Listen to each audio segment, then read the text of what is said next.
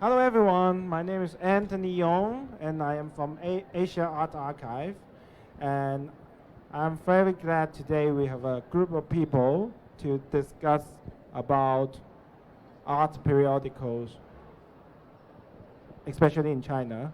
We have X3 and Pamela from ArtAsiaPacific. We have the great team of Yishu, Keith, Professor Zheng, Diana, and then we have Daniel, who was formerly an editor at Randian. So I usually name, if I have a choice, whenever I have a choice, I usually name the panel that I work on with a joke as a title. So this time the title is, will there ever be another art magazines in China? But this time it's not a joke, it's a real question. I thought about this question seriously when I learned that Yishu has decided to pause, at least for a period of time. Yishu is so important, personally to me, but I believe also for any writer who has serious interest in writing art criticism about Chinese art, Hong Kong art, Taiwanese art. It's such a good platform. It has such a good editorial direction. It has existed for such a long time. Professor Zheng and Keith and Diana, you guys are so important to myself and all the writers. So of course it's such a sad news for us that Yishu has to stop for a period of time. But that's okay. We are going to talk about the bright sides of things today. So I think we can have a free, open discussion about this. But two major questions that I want to throw in to begin our discussion with. The third thing is, since we have so many periodicals or magazines are closing down nowadays, as a researcher and as an art history student, the archives of art magazines are actually a very important resource for art history research and research for art criticism. This is a question for everyone. What do you think we should do to enhance that archive of our magazines? That's the one thing. The other thing is about simply the potentials and the limitations of publishing print magazines nowadays. So may I invite Keith to begin? Yeah, well, one thing I do want to say is that although Yishu has suspended publishing a magazine, we do have an archive, our own archive of about 1,500 essays that are accessed and available still, and people do use them and download them. And that's been a very important part of what's left of Yishu, I guess, and that it is still active. And really, part of our mandate was that we were always thinking about the future in a sense, and that we felt that the publication and the essays in the publication, even though they were produced at a contemporary time, we were thinking about them as being useful for the future. Part of our problem, I think, was we were privately funded. We didn't have any state funding. We didn't have really have any advertising. I mean, most of our advertising were trades. And so with the pandemic, a lot of our income from the private sources became greatly reduced. And it's very expensive to put out a print publication. And I think ArtAsiaPacific probably might be able to speak to that. Yeah. Yeah. So that's where we're at this point. I mean, Yishu may be resurrected at some point? We don't know. I mean, we're just in a real in-between period, and again, this is, I think, has affected a lot of people during the pandemic. I mean, it has changed a lot of things for a lot of people in terms of sustainability. So I don't know if anybody else has anything to say. I mean, Daniel, like, what happened with, is Randian still active? Did you want to make any comment? Hang on, he's not here. Okay, I can say anything I want. But no, I mean, seriously, I mean, I think, yeah, it's kind of in suspension, and in a way, it's, I think hope springs eternal. And who knows, you know, it might come back, but I don't think it would definitely come back in the same way, and I'm definitely not involved at all in the same way. I think we were talking about that sometime. It's like, why can't periodicals also be a time-limited thing? And why can't we plan it as a time-limited thing, you know? Or is that not an engagement that, you know, works in a pre-planned way, you know?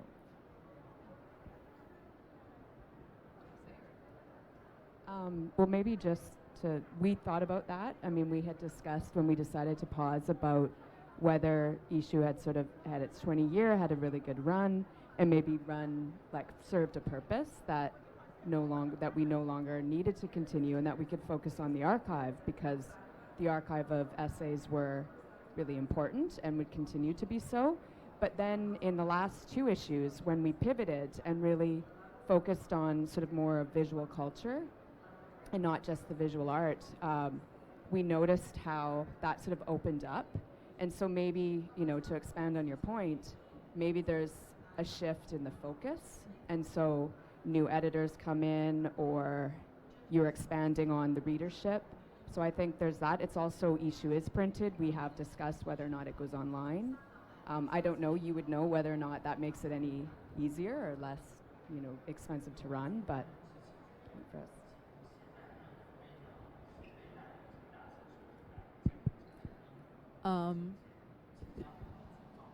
So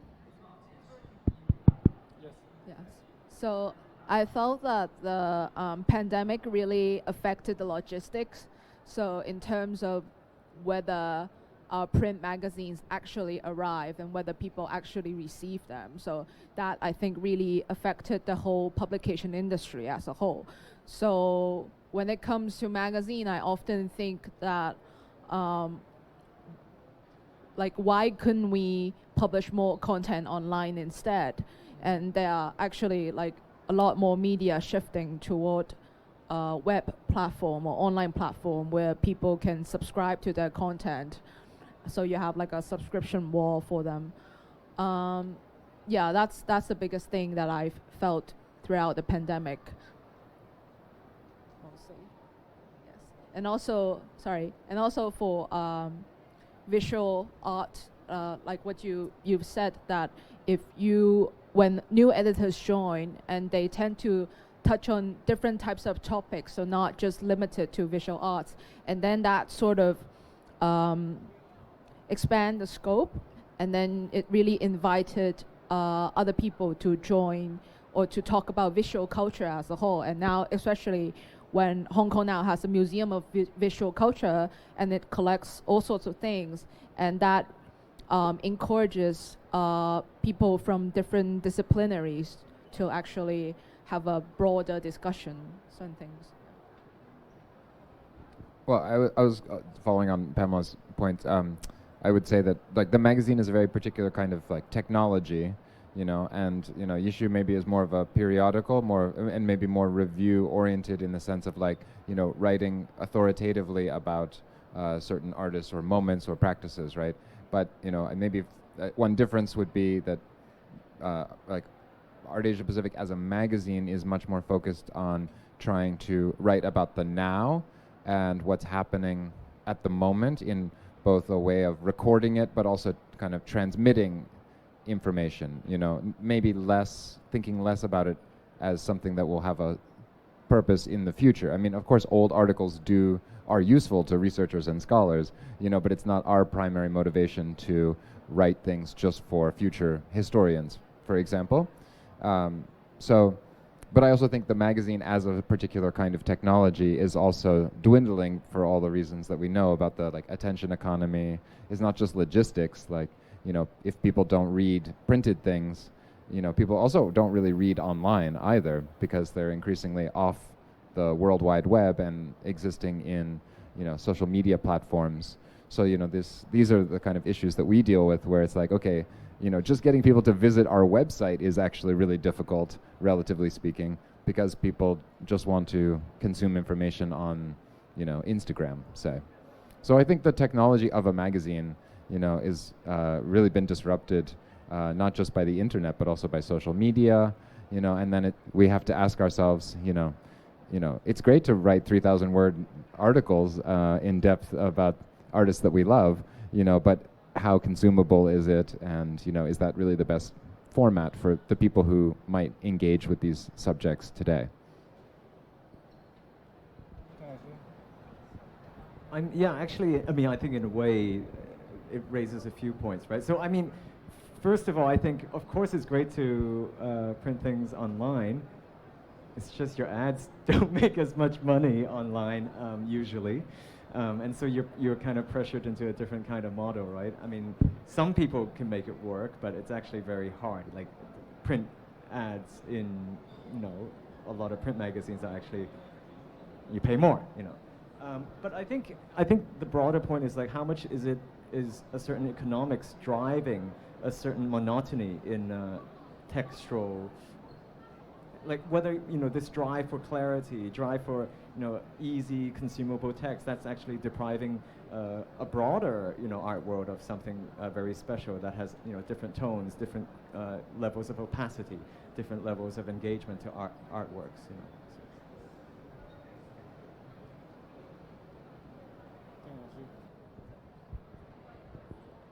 When I walked down, I ran into a friend.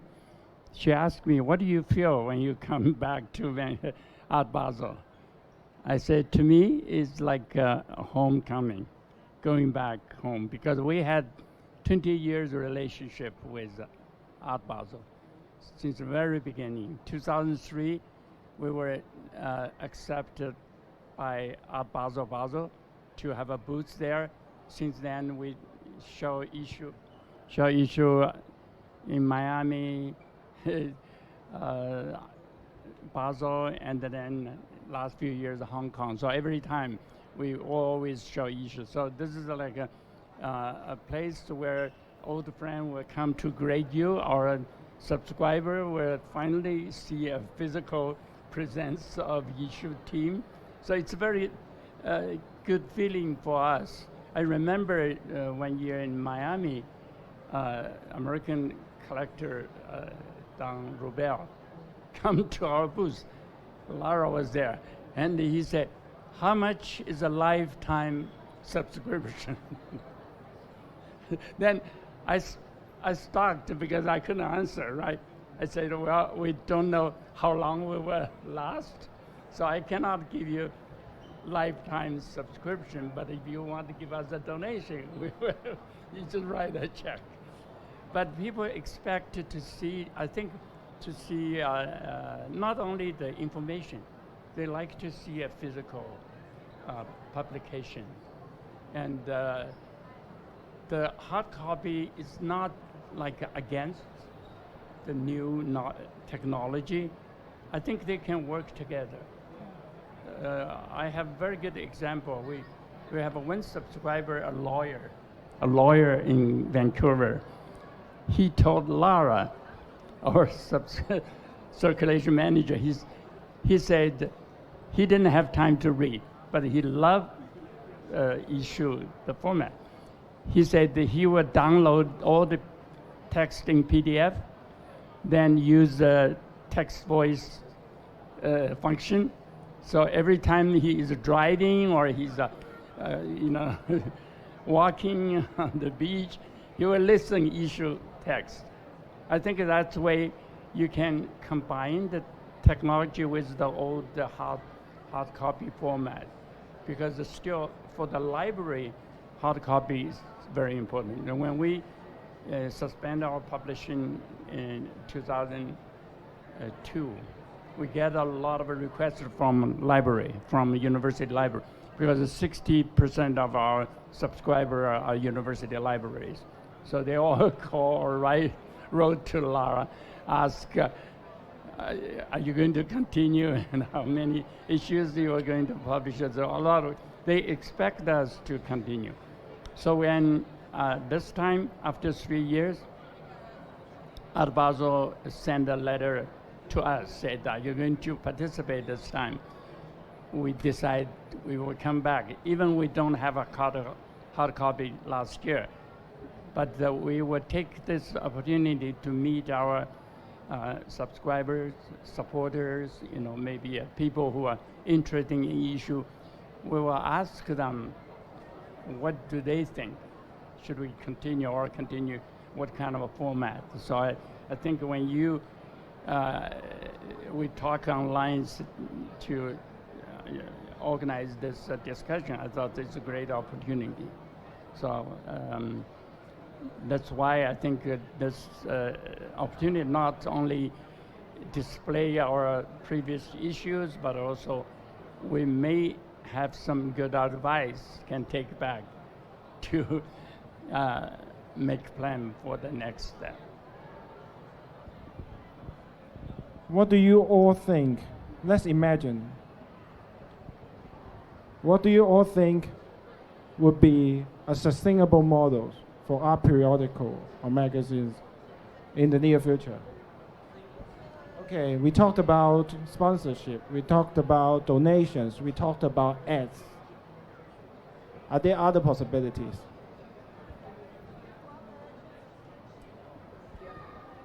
You marry a billionaire and you open one. What? Well, one, I think you think about partnerships too. I mean, there's funding through institution or through private sponsorship. Yishu was really began and was funded through generous donations of individuals who became patrons, and then that sustained it. But it's every year you're asking, or every few years you're asking the same people instead of a foundation. And we talked about this earlier, whether or not if you have an individual that endows a publication like they would an institution and sort of saw the sort of long term of this, and that funding or the interest of that could then sustain operations, so that you weren't kind of constantly going out to ask the same way every year or every few years. So I mean, that might be one sort of foundation model. There's also the sort of partnerships with institutions. I mean, a lot of institutions are doing magazines now too. So we recently, if there's any Canadians in the group, we recently also lost Canadian Art magazine, which was, again, it's sort of a pillar of Canadian art. But the archive will exist with the National Gallery of Canada, but these are, there are models, I think, that just, it's not going to work the same for every publication, but. Yeah, I think the idea of an endowment would be really important, because I know for Yishu, we would have patrons that would give money, but it wasn't always guaranteed to be there every year. So, one's income was going up and down and up and down, and you weren't really have that kind of security that you would need. Now, if you had an endowment that could just keep going, so it would be like a one-shot kind of donation that would keep the publication going, and then there also would be less need to sort of satisfy the patron in terms of the content that you're given, and we were actually very fortunate for many years, because we did have a publisher who was a patron for many years, and she never ever interfered with the editorial content, not once, and we felt actually very fortunate about that. But again, as the pandemic came on, the security of the funding fell, and that was part of the reason that we did have to suspend. I just want to speak from a perhaps more fundamental perspective. It's really related to how people understands reading, the experience of reading, and how people receive information these days, because a lot of people take information for granted because you are fed with so much information that a lot of people think that they should not be paying for them. So I think that's like a very fundamental issue, but it's not something that we can solve like within a very short period of time. So really this experience of reading. And also, I've heard that in, I guess, Taiwan, and also there's one in Shenzhen where like cafes are working, like cafes, they have their own magazines. So perhaps a bit similar to the cultural institutions kind of partnership. But also I feel like these types of cafes, they are like branding themselves as a type of cultural salon or like art salon, so that again, like how people understands or perceives this experience of reading and how they interact with culture itself. So that's all that I could think of. I would just say that, you know, one nice thing about relying on advertising, ironically, is that you have so many different people who are involved and have a stake in the magazine. So I think any sort of idea of sustainability is also one in which there are a lot of people invested in it, you know, in whatever you're doing, so that, you know, yeah, times change, people's fortunes change, their interests wane, or, you know, their attention goes somewhere else. So, you know, we have, of course, like regular advertisers, but, you know, they are also commercial enterprises usually, or they're, you know, foundations that are connected to corporate in you know, or institutes. So balancing all of those things is broadening your stakeholders. It also just means that different people are paying attention to you at different times, and, you know, I think that's also good for any sort of platform to have these kinds of, not people interfering, obviously, because but also when you spread the income around, like, or there are more people donating, you're less beholden to any one person, you know. So, and if someone gets too insistent about something, you know, then you can move on from them also. So I think something ideal is also something very diversified. I mean, I guess, you know, are subscription models difficult more and more in the online era? Like how are subscription models adapting, right? Because that is one thing where you have a lot of people involved in the magazine and contributing, I mean, like financially contributing to a magazine, like speaking to your point of like not relying on, you know, one person or a few people. And I think the other thing is like maybe a little bit more broadly, since we're talking about magazines and periodicals, it's also about like particular types of engagement of writing, right? And the intersection of writing and art.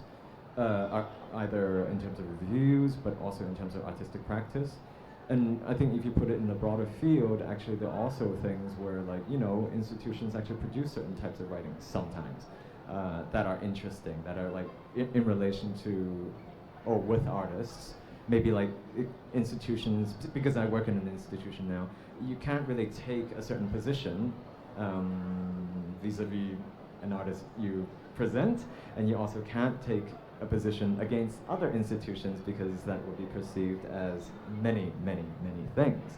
But on the other hand, in a broader sphere of writing, I mean, I think different institutions, I mean, I don't think institutions should do reviews as or a magazine, but there are different forms of engagement that, different forms of writing and writing practices that it can encourage.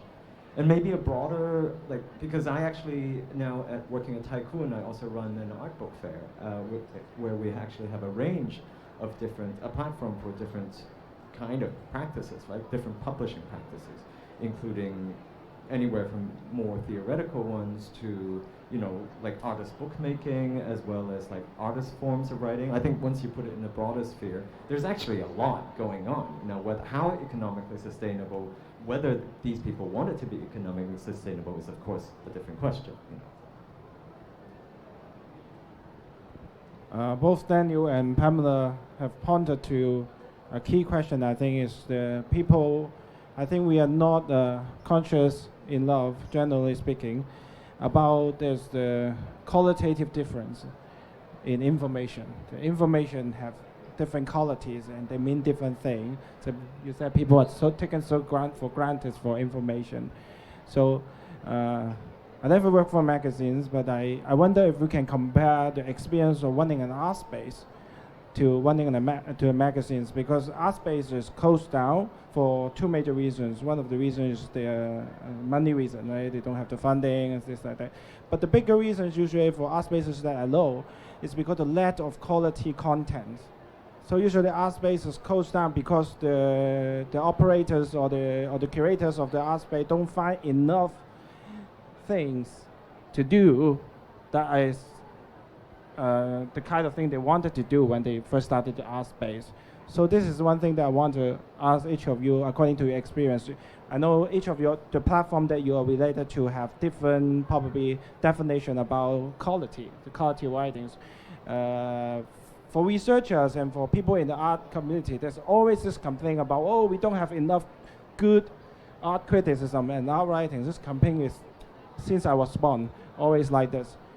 Let's talk about that. What do you think, from your perspective, is quality writing, and how, from your angle, facilitate that quality writings?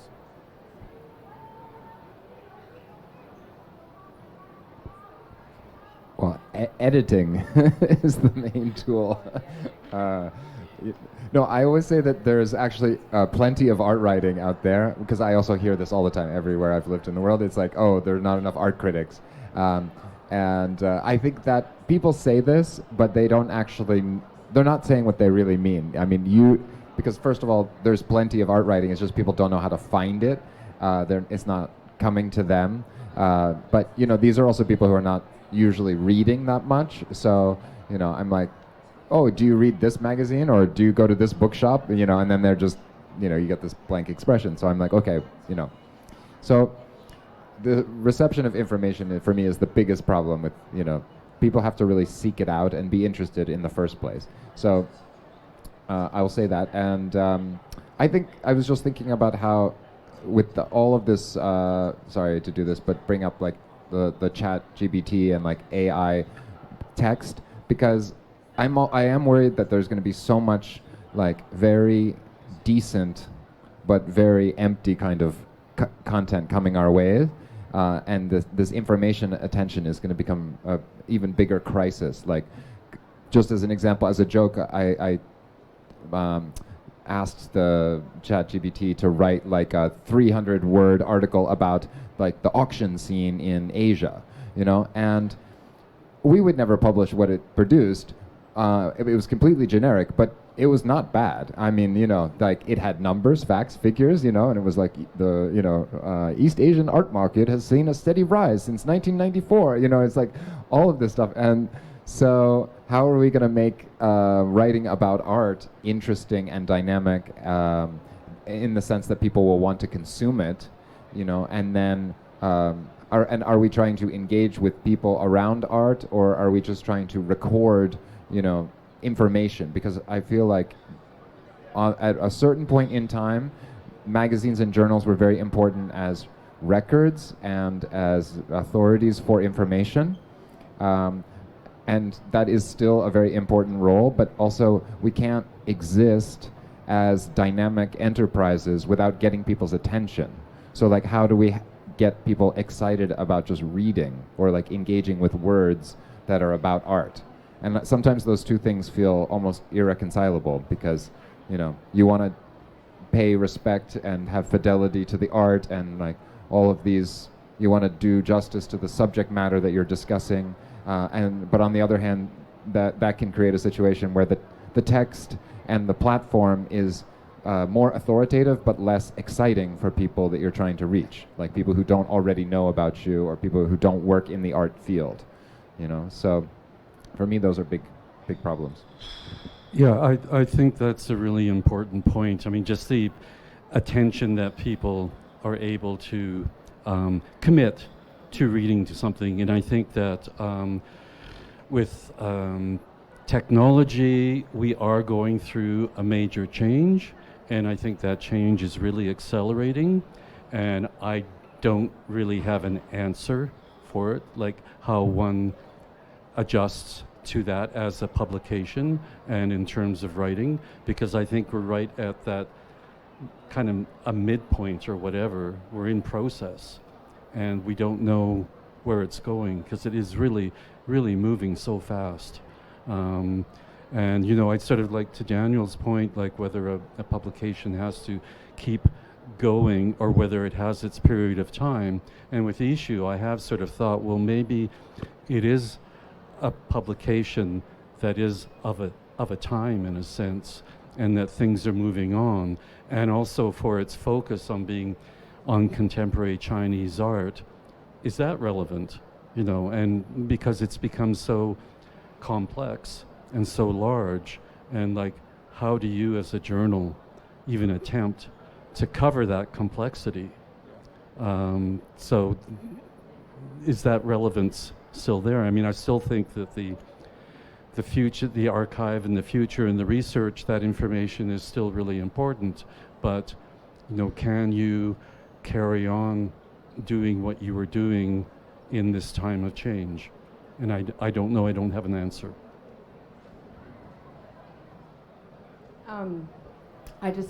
To kind of add to that, but also what you were saying, I was thinking how it mirrors art spaces, because you brought that up, and even museums. I mean, what are the future of museums, and how do you, because they're experiencing the same questions. I mean, we work in an institution, or I work in an institution, and we ask ourselves the same thing. I mean, who's our audience for the show? How do we bring them in, and how do you kind of create and sustain an audience that keeps coming? And it's similar in a way to the magazine. I mean, you have dedicated readership, you have the dedicated member, but you need to expand beyond that and survive beyond that. So it kind of goes back to your question around diversifying. I mean, it feels like you have to try to be everything to everyone all at once, but it's, you know, it's not really an answer, but I think it's something that institutions are equally struggling with at the same time, and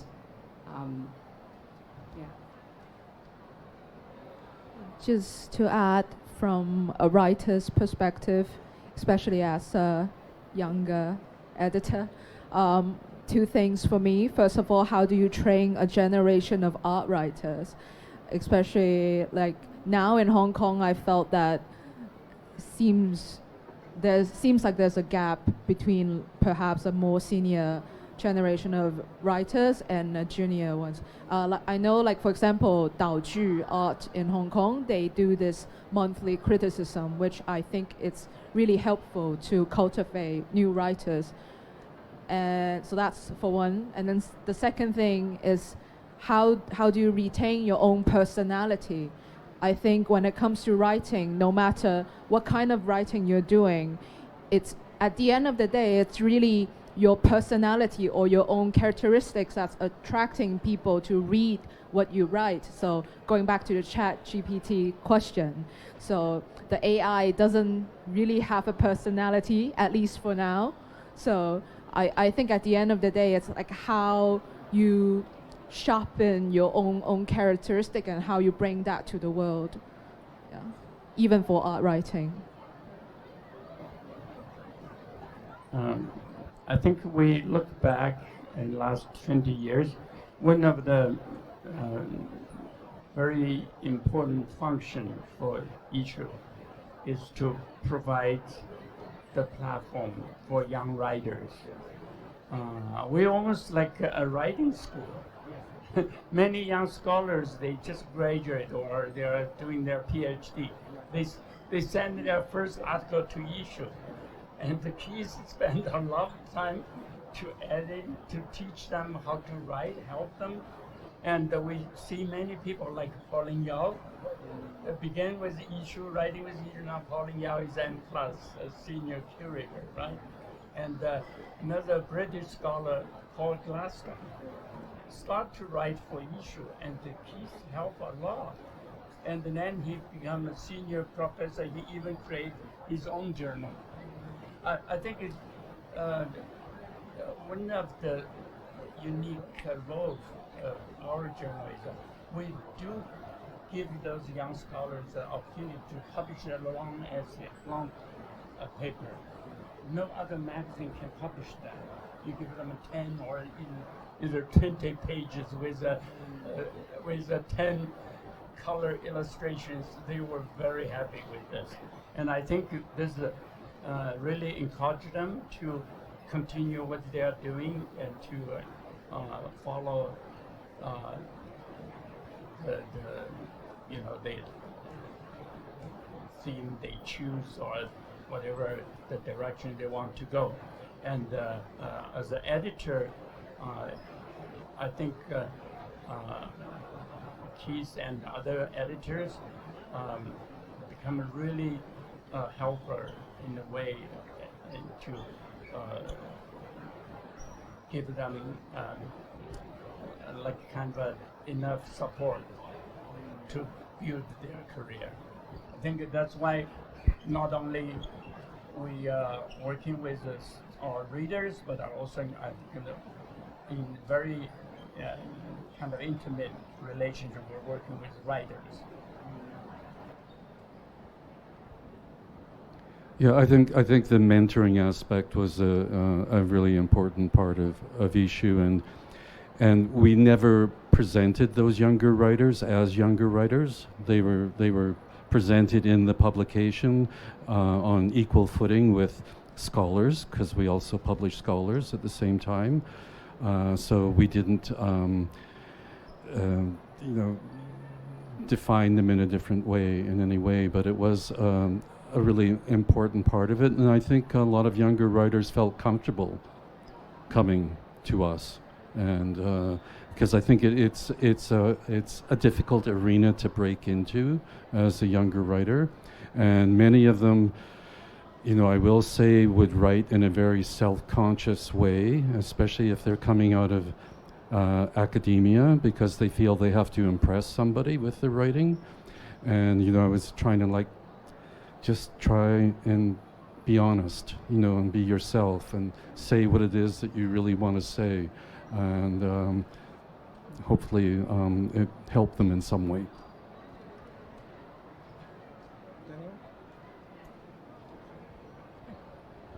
I mean, I suppose another important role in certain writings about Chinese art, wherever it takes place, is, the function of translation, right?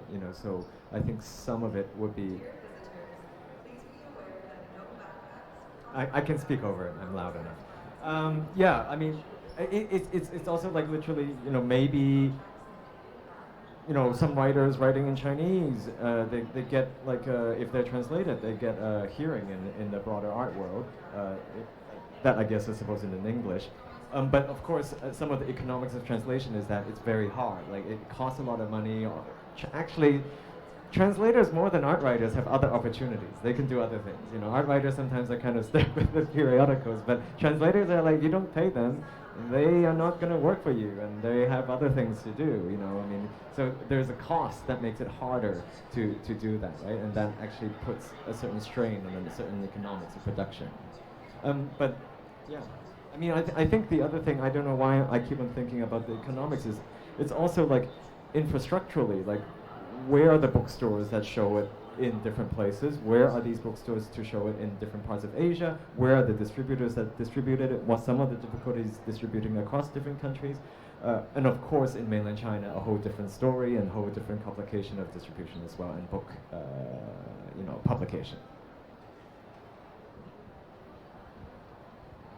I think you raised a very important point about art magazines or art periodicals, is that just like in art space, a good art magazines would grow with a group of writers, a generation of writers. Yishu, obviously, as Professor Zheng has mentioned, has nurtured writers who become key players in our field nowadays. I think Randian also has writers that we just get to know because of the publication with Randian. Same with ArtAsiaPacific, is the same thing. Just like art space, the most successful art space or more influential art space usually associated with a community of artists. Just like Parasite in Hong Kong or IT Park in Taipei. You think about the space, you think about this group of people. Okay, so I think that's a very important contribution that an art magazine or art periodical can do to our ecosystem. But I suspect if we should consider the situation has changed nowadays, because in the old days, of course, if you're writers, the major publishing platform would be the magazines or the periodicals. But nowadays, a lot of writers, arguably perhaps even the most radical writers, they would prefer other platforms that that is more autonomous, perhaps that they can decide, they can have a more self-organized decisions, like social medias, or in China especially we have the 自媒体, the self, I don't know how you translate, maybe self-media or something like that, a little bit like a social media, but a lot of the time we find interesting writings in those places. But those places, compared with the magazines, are more scattered, let's put it this way. So you have a little bit in this, a little bit in that, which cannot function like a magazines, which produce a kind of continuation of discussion of certain concepts. Doesn't build up, right? Doesn't build up in the same way, at least. I don't know. This is perhaps just a new trend. This is a change. This is just the characteristic of our time. But what do you think about this? About autonomous platform for people to publish for themselves, in comparison with magazine, the role of magazine nowadays? I mean, there's self-publishing. I mean, in the West, there's also this new Substack trend where people build their own email list, and I guess to various degrees, people have to pay for, you know. But I don't know. I kind of feel like on some levels, like the more successful Substacks, they kind of start becoming magazines again. Like they kind of bring other writers in, and then different themes. And guess what? Wow, they're reinventing the magazine through email format. So maybe there is something in the technology that is wonderful and like actually worth. And maybe it's just a question of like, you know, different people finding different ways to make it work. Yeah, and I think a lot of those projects really serve specific communities, especially if they're coming out of artist-run initiatives. And I think that there's a lot of younger initiatives, again, probably writers who don't have a forum in which to write, so they create their own forums. And I know that's happening in Vancouver. There's just like younger, quote, online publications, and that are serving a specific community, and they're not thinking of reaching out to the larger public. And I do believe that that has a value as well in terms of art production, and art production in the larger sense of writing and visual arts and all the other disciplines.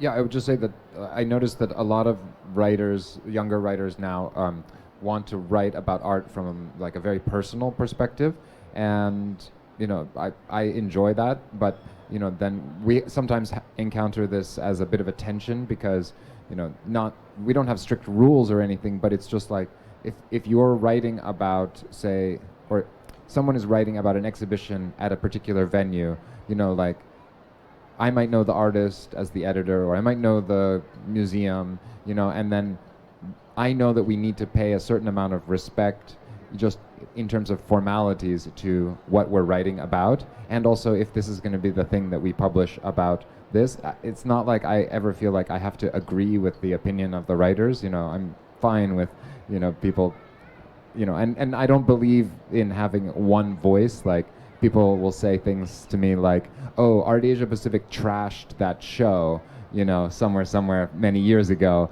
And I'm like, no, we didn't institutionally decide to like be critical of this show. One writer wrote to us with a strong opinion, and we said, yes, we're the platform, you know, that would be interested. And then we also formatted it in a way that fit our editorial standards, you know, so we put it into a kind of package or box. But, you know, it doesn't represent anything about us collectively. It doesn't even represent my opinions, you know, as an example. But I find when younger people especially are writing from a personal perspective, it's a good point of engagement because the stakes are very clear, and you understand why they are interested in it. But then this idea of being authoritative in relation to an artwork also becomes a little bit tricky, So, yeah, I mean, if you're just gonna write one long article, about an artist and their practice, how well it can be dynamic to read from one person's perspective, but then it can be just one very particular perspective on an artist. And I think as an editor, I'm struggling a little bit with some of this, like how much to encourage a personal narrative when someone talks about art, is writing about art, and how much to kind of depersonalize it so that the artist is really, or their practice, or the exhibition, or the curatorial premise, like all of these things that are out in the world are really clearly communicated. Right, that's the actual question that I want to ask. So, say for example, I'm a writer. I wrote a piece. You, as a magazine editor, how would you convince this writer to give you that article? In the case that the writer could have posted on their Facebook immediately, that they don't have to wait for 3 months until you accept their piece and go through the entire editorial process that not necessarily enjoyable. Maybe you pay them a writer's fee, but all we know about writer's fee is something that is not that impressive, right? So what would you do if you're a magazine editor? For example, when I wrote essays, or when I used to write, whenever I write, I try to submit to Yishu, precisely because Keith will do the editorial for me. And he's so good. He's the best editor ever. How I wish I can give all my writings to Keith to edit for me. But I can't afford that, of course. But when we have Yishu, I can submit to Yishu, and Keith will do that freely. Not freely for me, but free, like for Yishu. So that's a very important thing for some of the writers. They get assistance, editorial assistance, if we have a very good magazine, right? But what if the younger writers, what if they don't care? What if this is not something something that is important for them in terms of language? What if they just want to, spread the message instead of, crafting so-called a good piece of writings in a more traditional sense? Well, it's partially how you communicate with them and the relationship that you create with them, and giving them the confidence to be able to take criticism about their writing, and the clarity of their writing, and the voice that they have.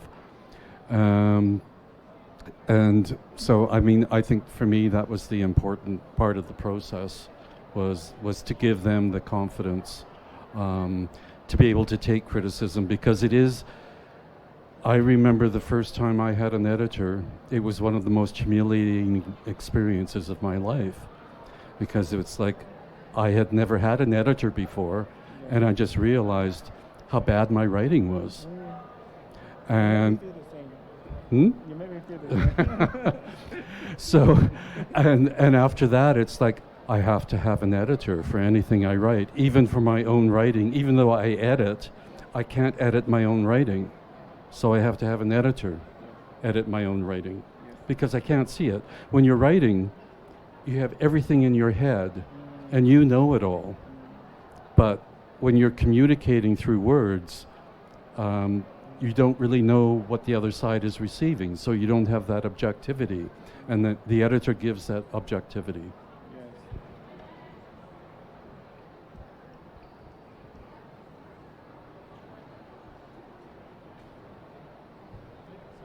Just circling a bit back to the Substack self-publication kind of discussion, I feel like the younger generation of writers, they definitely have like more platform and more freedom to publish whatever they want online. But then at the same time, you have so much information going on. So it's also difficult for an individual to become suddenly so popular or so well read online. So even if, well, you have your freedom, but it takes time and effort for someone to establish a voice and again establish a personality online so that you are like people would be interested enough to read your stuff. So I think that's the fundamental difference between something like a magazine, periodical, and an individual, because magazine, it has its own history, it has its own voice. Well, perhaps it would limit you in certain ways, because when I first started writing for AAP, I could feel that my voice was like shrunken by the magazine's voice. But then it's also like it's actually a very constructive process. I felt, and I've learned a lot throughout this process to maybe follow the magazine's voice, but also like finding my own voice within it. I don't know if that makes sense, but yeah. But it's not so easy to become like known to other people.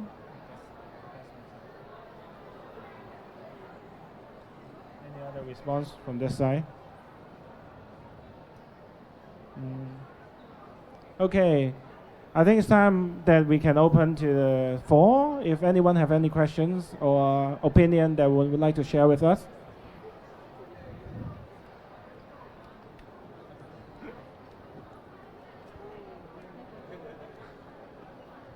I mean, I guess what interests me is I would say that in the current digital space with what's going on there is a place for printed criticism in the sense that it doesn't change. When it's out there, that's it. You can't do anything about it.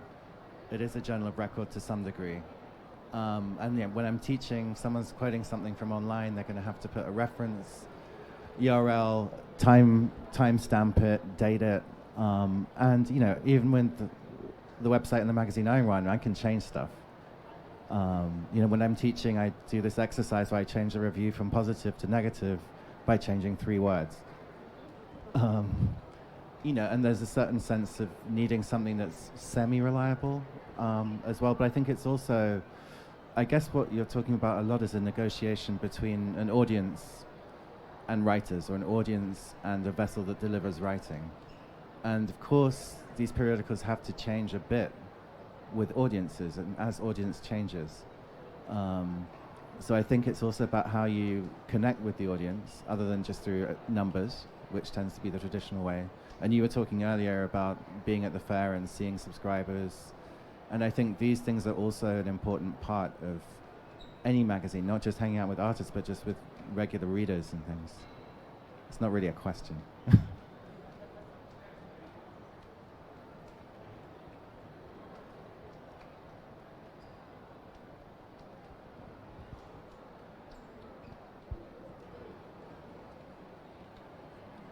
Any responses?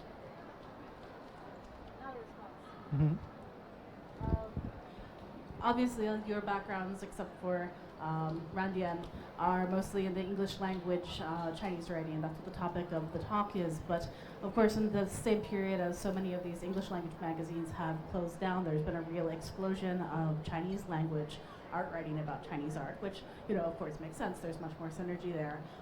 But there's, of course, a lot of real challenges to that industry that are very different than the ones you brought up, in terms of that they're SponCon driven. They're expected to get a lot of clicks. They're not really allowed to spend the time to do more quality writing or have more personality or have more fact checking. Just sort of curious if you guys have any thoughts on the Chinese language Chinese art criticism and writing scene. I think, some of the rules, maybe in the West there are certain, this is such a, but in certain places in certain part of Europe and North America, there are certain accepted rules. But sometimes in China, I guess some people do follow, but I don't think they're very widespread. Like, why can't a place pay for its own review? Or, maybe it can work. I don't know. Maybe there is a way to make that work. Maybe institutions actually just want coverage. They don't care about it. And maybe that money can support writing. But like in certain art worlds, this is not considered acceptable. Oh, it exists in a different way. Some magazine, blah blah blah, and they take certain print ads, and then you see a number of reviews in a year. You know, it's a little bit more genteel and. But I mean, I don't know if there are other models and other ways, and there are actually a lot of smaller people running, like for example in China, WeChat accounts that kind of pop up and kind of ride a wave for a while, and then either they stop on their own accord or they kind of touch a sensitive topic and their WeChat account gets blocked, and then that kind of ends that story, right? Well, I think you can have both, and I think we need both. And you have independent writers who are writing blogs or WeChat or posting, and then you have magazines, which, as we said, had subscription-based, and then they grow up, and then they pivot, and then you have new readership, or you're changing what you do. I mean, one of the last things we did is have a partnership with Asia Art Archive, and we were translating. Anthony would pull from the archive a piece, and then we would translate it and run it. So it also was providing this platform to people elsewhere who could access the archive and maybe didn't know the archive or know that particular piece. And we would sort of curate each issue around. He would look at what our articles were, and he would select one. And it sort of gave access in this way. And we thought about that, the magazine in itself, and Keith is always saying sort of where is China and who is our audience, but we were a publication that was the editorial base was in Vancouver. It was printed in Taiwan and distributed out of Taiwan and at times Australia, and it was, the writers of course can be everywhere because you can send everything in, and I think, in that, it was a bit of everything, and I think that's, and it didn't compete. I don't know if we were competing with, or if those writers that were, are doing, they're also contributing to Yishu. I think it's the same with images, they're ubiquitous and it's everywhere, and writing and content is out there as well, but you're gonna seek out, what format you want to receive that information in, and if that's through social media, if that's, maybe we need to have an app and a WeChat, and we need to diversify to find out where our audiences are, or maybe we have to be everywhere. So.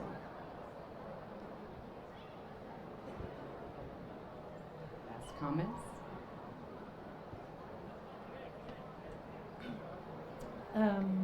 You use the word suspend. The magazine or the journal is being suspended. That means you are looking for a comeback. That is, what I sort of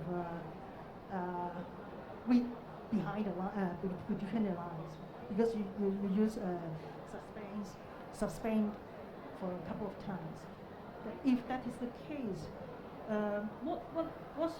what's your stage? What are you doing currently to make a comeback? Are you contacting different foundations? Are you contacting, Art Basel contact you, are you coming back? But Art Basel, quote unquote, has money. Then, can they organize what? Crowdfunding for you guys? Or what kind of, what can we do to make that, make a comeback if you continue to say it's a suspend?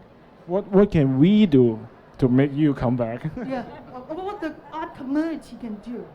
Are you contacting different foundations? There are a number of foundations in Hong Kong, right? I'm just curious. Or you say there are different models, the foundation. Or I think Professor Zhang Lao Shi说, someone who loves Yishu so much that they download the article and then put it into an app that can, be audio. Another option is you make Yishu classic. You make Yishu more sexy as an archive. You do NFT. You do audio magazine. All kind of things. What are the roadmap to make a comeback? Well, I think the options of the format is something to be explored, and it's not, we're not there yet. In terms of foundations, like Yishu is like a very small group. We have 6 people, or we had 6 people. We never had an office. Going to foundations, it's a lot of work, and you're also ending up, in a sense, dealing with their agendas, because when you're applying to a foundation, you're looking at what their mandate is, and are you going to be writing to them and adjusting what you want to do to what their mandate is.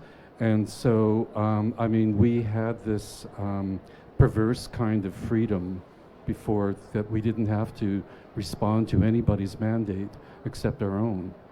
And it was all very intuitive. So, I mean, I don't know, I've written many grant applications and foundations in my time, and I don't really want to do it anymore.